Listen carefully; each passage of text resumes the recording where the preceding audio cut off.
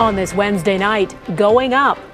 What the Bank of Canada just did to interest rates. It's a time to be really realistic about your mortgage. An arrest in the New York City subway attack. We got it. How they caught the suspect and the terrorism charge he faces. Ukraine's president pleads with the West to help stop the bloodbath. Arm Ukraine now to defend freedom. The weapons he's asking for. Say it ain't snow. But it's not really that bad. Winnipeg lives up to its nickname. And the unstoppable Hurricane Hazel. I love to work. A force to be reckoned with at 101 years old. Global National with Donna Friesen. Good evening and thanks for joining us. There were lots of signals it was coming, and today the Bank of Canada acted. It raised its benchmark interest rate by the highest amount in more than 20 years. It's gone up 0.5 percentage point to 1%. Not a huge increase, but it's the biggest one since May of 2000, and it's the start of an upward trend. The bank says Canadians should expect interest rates to continue to rise.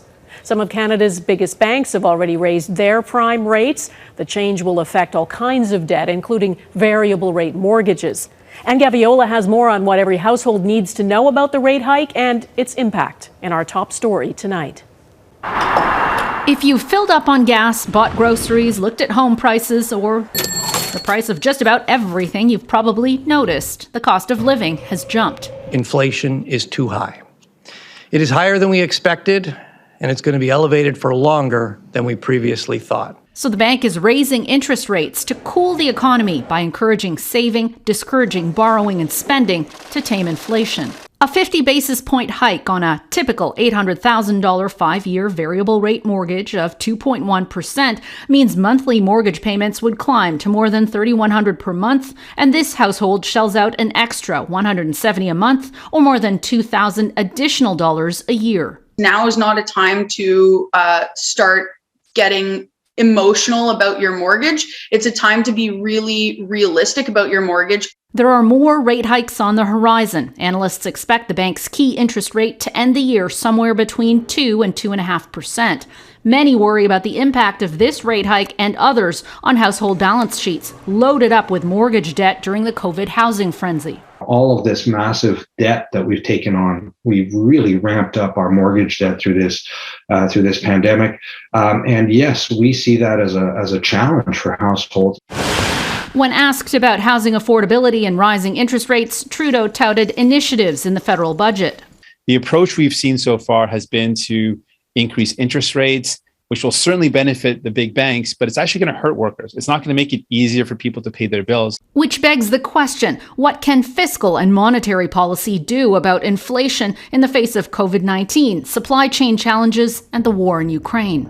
The war has also introduced a major new source of uncertainty to the global outlook, and it is boosting already high inflation in many countries. Rate hikes can eventually tackle specific inflationary pressure, but widespread relief from the rising cost of living isn't in the cards anytime soon.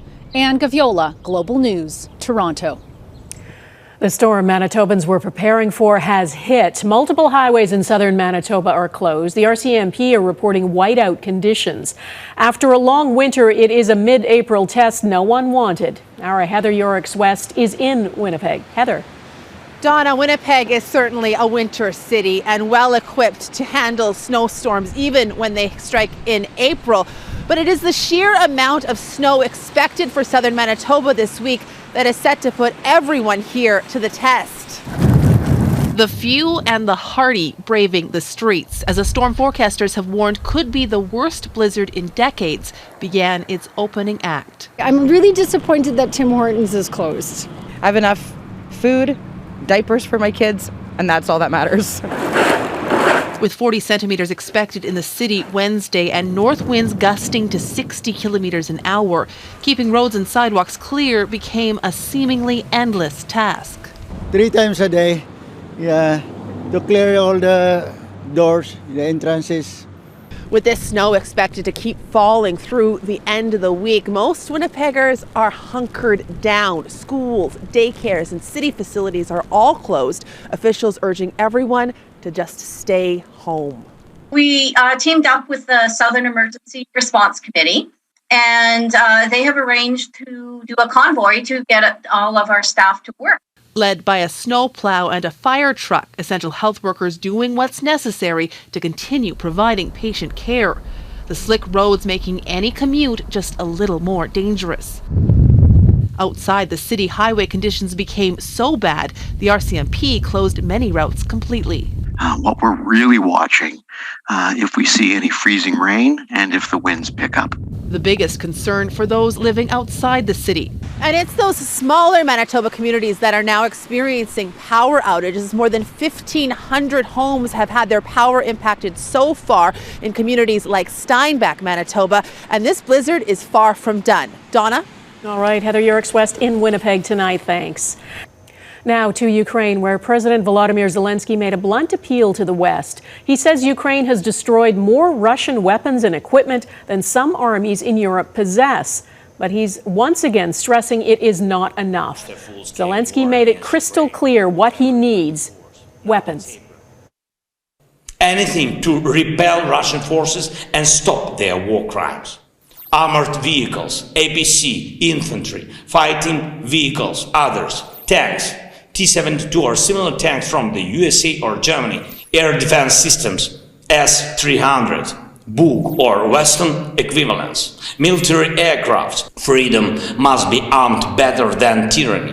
Western countries have everything to make it happen. And he warns without those weapons, the war will become an endless bloodbath. Today, the chief prosecutor of the International Criminal Court on a visit to Bucha said Ukraine is a crime scene. Crystal Goomansingh reports in a warning her story contains images that are difficult to watch. Uniformed men paraded in front of the camera on Russian state TV. An alleged mass surrender of Ukrainian soldiers in the besieged city of Mariupol.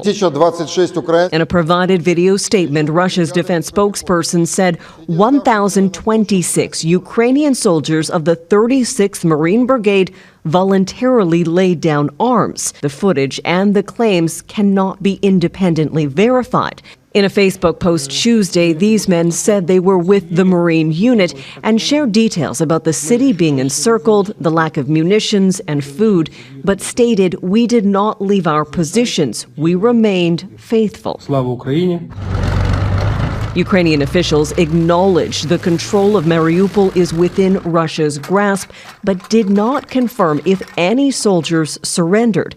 What is clear is that Ukrainians are suffering. In Kharkiv, survivors call out the names of the dead. Missile strikes up and down Ukraine's eastern flank have been relentless. No, it's even difficult to express in words by seeing what has happened here. A report by the Organization for Security and Cooperation in Europe has found clear patterns of international humanitarian law violations by Russian forces in their conduct of hostilities. Today, Prime Minister Justin Trudeau echoed a statement from U.S. President Joe Biden calling what's happening in Ukraine genocide. I think it's absolutely right that more and more people be talking and using the word genocide in terms of what Russia is doing, what Vladimir Putin has done. With the war expected to transition into a new phase in the East soon, the United States announced another $800 million military aid package. It will include some new items called for by the Ukrainian president, including helicopters, artillery systems, and rounds, as well as personnel carriers. Crystal Goomansingh, Global News, London. As the Russian war in Ukraine drags on, President Vladimir Putin continues to repeat his so-called special military operation is aimed at denazifying the country. He uses the Azov Battalion as an example. It started as a far-right militia, and former members of the group have been investigated for serious hate crimes, but it's now the main defender of Mariupol. Eric Sorensen looks at the regiment's past and its evolution in this war. Mariupol just weeks ago was a scenic port city. now mercilessly bombarded, cut off from the rest of Ukraine, and would likely be in Russian hands today but for the fearlessness of the controversial Azov Battalion. When Russian President Vladimir Putin vowed to denazify and root out fascists in Ukraine, his prime propaganda symbol was the reputation of the Azov Regiment. He wants to demonstrate on Russian television captured fighters of Azov Battalion. Years ago, Azov began as a volunteer force and was populated with right-wing and racist elements, not trusted by many Ukrainians or the West. But it defended Mariupol in 2014 and was crucial in training Ukrainians to prepare for war in 2022. It was drone images from Azov that showed the world what was happening in Mariupol. And by all accounts, Azov has proved to be a fierce resistance to Russian forces. Ukrainian writer Anton Shikovtsov. Azov today is a highly professional special operations detachment. To stress, not a political organization, not a militia, not a far-right battalion. Russians are focused now on eastern Ukraine and control much of the region. But in Mariupol, the Azov Battalion is still defending and denying Russia complete control from the east to Crimea. And the Russians very obviously are trying to establish a land bridge between occupied Crimea and the Donbass. And the Azov Battalion are the main defenders in Mariupol, who are preventing this Russian victory. Now part of the Ukraine National Guard, but never as well equipped as the Ukrainian military, the isolated Azov Battalion must now confront a reinforced Russian military focused on the east. It's astonishing how they've managed to hold out in Mariupol. They have not been able to be resupplied, so it's a very heroic resistance which might not last very much longer. Azov may be outgunned in the end, but in the war to save Ukraine, it has won over skeptics who now see them as valiant patriots. Eric Sorensen, Global News, Toronto. My fellow New Yorkers, we got it. We got it. That is New York City Mayor Eric Adams announcing the arrest of the man accused of opening fire inside a packed subway train in Brooklyn yesterday morning.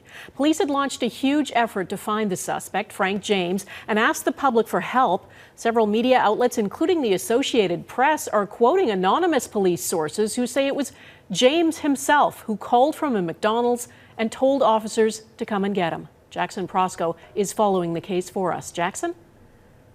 Donna, it took less than 30 hours from the attack to an arrest. Frank James was taken into custody in Manhattan. Police accused the 62-year-old James of setting off smoke grenades before firing 33 shots from a handgun inside that packed subway car during Tuesday's morning commute. At least 24 people were injured, including 10 people hit by bullets. All are expected to survive. Police were able to identify James based on surveillance video and a rented U-Haul van parked near the Brooklyn subway station where the attack took place. This morning, they upgraded James from person of interest to formal suspect. We hope this arrest brings some solace to the victims and the people of the city of New York. We used every resource at our disposal to gather and process significant evidence that directly links Mr. James to the shooting. We were able to shrink his world quickly. There was nowhere left for him to run. Police say James has a long criminal history. He also has a history of making lengthy, rambling social media posts about race, violence, and his own personal life. Investigators say an alleged motive remains unknown at this point. James now faces federal terrorism charges for carrying out an alleged attack on a mass transit system, and if convicted, he could face life in prison. Donna? All right, Jackson in Washington, thanks.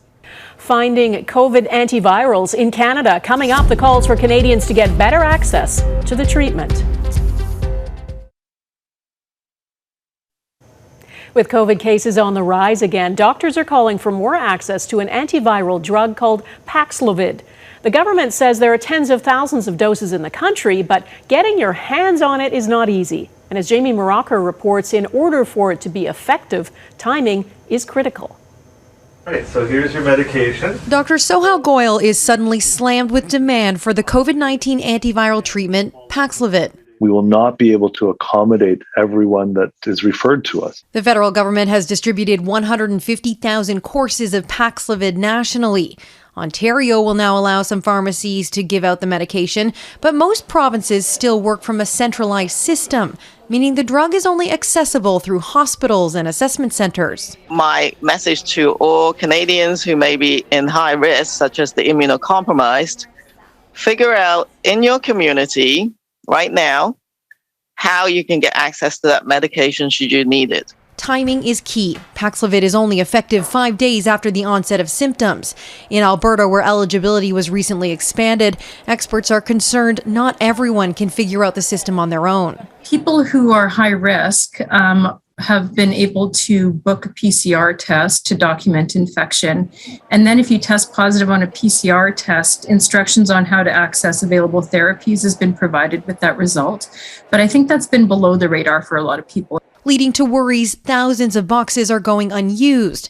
Of 16,000 courses available in that province, just 670, about 4%, have been prescribed.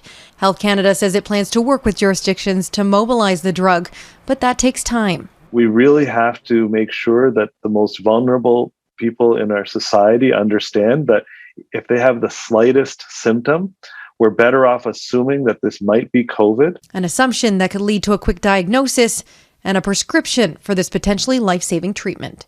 Jamie Morocker, Global News, Toronto. Ahead, is it a home or an asset? The new data renewing the debate over real estate.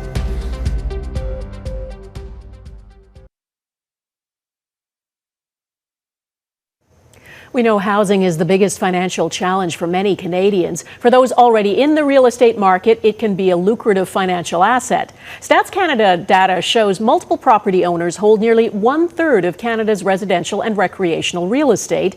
And Global News has found about 1/3 of federal cabinet ministers own rental property. There's nothing illegal or suspicious about that. What MPs own is disclosed in filings with the Federal Conflict of Interest Commissioner. It shows 31% of cabinet ministers own rental or investment real estate. MPs in other parties do too. There's no rule against it. But as David Aiken explains, it's adding to the discussion about whether housing is an asset or a place to live. Donna, last week's federal budget banned foreigners from buying residential property in Canada as an investment in the belief that foreign investors were driving up the prices of Canadian homes. But in fact, most real estate investment in Canada is done by Canadian investors, and several members of Prime Minister Justin Trudeau's cabinet are among them. According to disclosures on file with Parliament's Conflict of Interest and Ethics Commissioner, 12 ministers, including Housing Minister Ahmed Hussein, have real estate investments, some in housing, all perfectly legal so long as the commissioner is notified. I mean, in an ideal world, you think, one's financial interest doesn't bias their decisions, but people are human. And obviously, there is some bias there. No one wants to see their financial assets or their retirement plan drop in value. And it's not just the cabinet. There are MPs from all parties, Conservatives, New Democrats, the Bloc Québécois, who have disclosed that they own property for investment purposes. As property investors, of course, they benefit from rising housing prices. As policymakers, they've identified rising housing prices as a big problem, and property investment and speculation as one of the causes. I don't want anyone to think these politicians are anything but hardworking. But they also are encultured, which gives us blind spots, to see that housing has become this strategy to become wealthy and not just a place to call home. And we're at a moment where we need to choose between those two things. And the 2022 budget did make a choice. It identified housing affordability as one of the chief problems facing the country right now. And so it will be up to a government, which includes many landlords, to find a solution. Donna. All right, David Aiken in Ottawa, thanks. 101 and still going strong ahead. Hurricane Hazel's next move takes flight.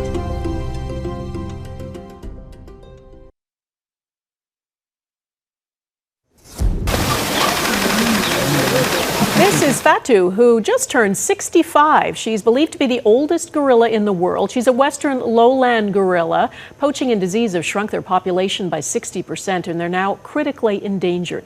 She arrived at the Berlin Zoo when she was 2 and is said to be a beloved part of the family. Age, of course, is just a number. Most people do begin to slow down, though, in their later years. Some just soldier on. Hazel McCallion, the former mayor of Mississauga, is one of them. Not only is she soaring to new heights at age 101, she's a role model for the rest of us. Mike Drolet reports. Happy birthday to you. It was a big deal when Hazel McCallion turned 99, just as it was when she turned 100. Amazing, people said. How does Hurricane Hazel do it? A few years ago, she asked herself that same question.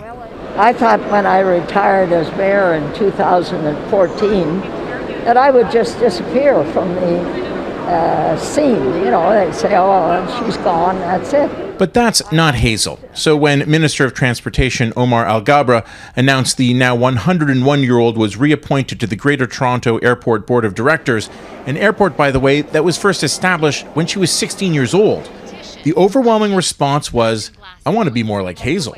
Ladies and gentlemen, the people of Mississauga have spoken tonight, and I want to say that I'm very humble.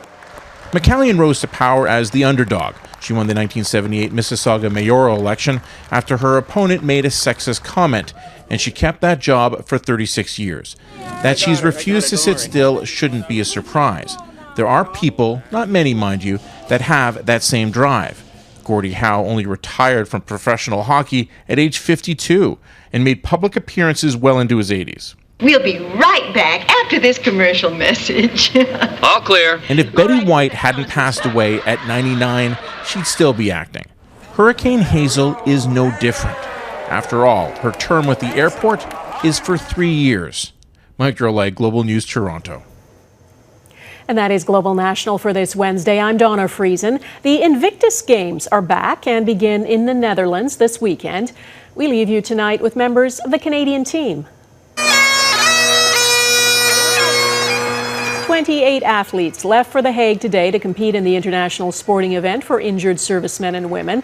They will face 16 other nations in multiple events, from wheelchair rugby to swimming. We wish them all good luck. Thanks for watching. Hope to see you here again tomorrow. Take care of yourselves. Bye-bye.